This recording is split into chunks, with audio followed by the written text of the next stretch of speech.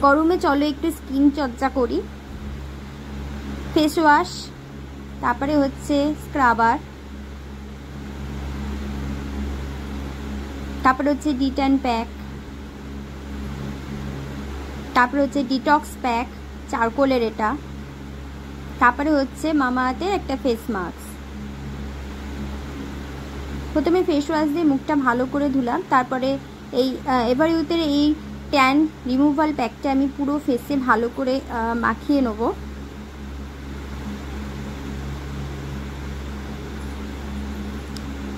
আমি এটা প্রচণ্ড পরিমাণে ইউজ করি, টাইমের অভাবে করে উঠতে পারি না, তবুও সপ্তাহে একবার তো আমি এগুলো ইউজ করি। দেখো বেরাচ্ছে না, প্রায় শেষ হয়ে গেছে এটা।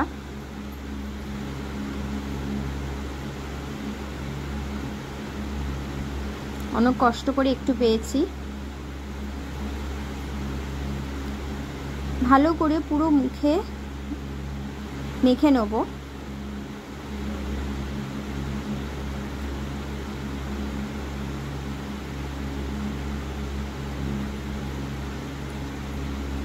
ব্রাশ দিয়ে লাগালে সব থেকে বেশি ভালো হয়, কিন্তু ওই তাড়াহুড়োর মধ্যে স্নানের আগে আমি এগুলো করছি বলে ওই হাত দিয়েই লাগিয়ে নিচ্ছি।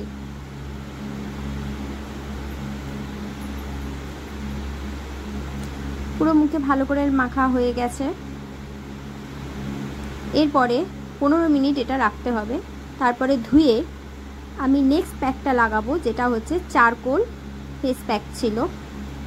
এটা ভালো করে ধুতে হবে। দেখো এটা আমার শুকিয়ে গেছে, আমি প্রায় এটা 20 মিনিট মতো রেখেছি, 20 মিনিটের পরে এরকম শুকিয়ে গেছে। যাই হোক, তারপরে ধুয়ে এসেছি, ধুয়ে আসার পরে আমি মামাআর্থের ওই প্যাকটা লাগালাম।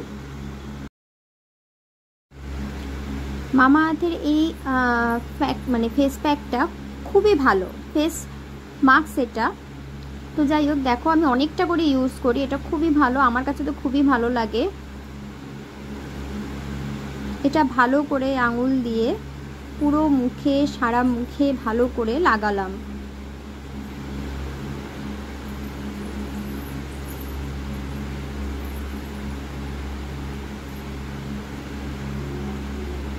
এই সময় তোমরা যদি পারো এই ফেস প্যাক, যখন যে কোনো একটা ফেস প্যাক লাগালে একটু সিরাম আর একটু গোলাপ জল দিয়ে দেবে, তাতে স্কিনটাও খুব ভালো থাকে। যেহেতু আমরা ফেস প্যাক লাগানোর পরে 15 মিনিট 20 মিনিট কি আধ ঘন্টা ওয়েট করি, যার ফলে এই রোজ ওয়াটার বা তোমাদের এই সিরামগুলো, ফেস সিরামগুলো অ্যাবজর্ব করে স্কিনে।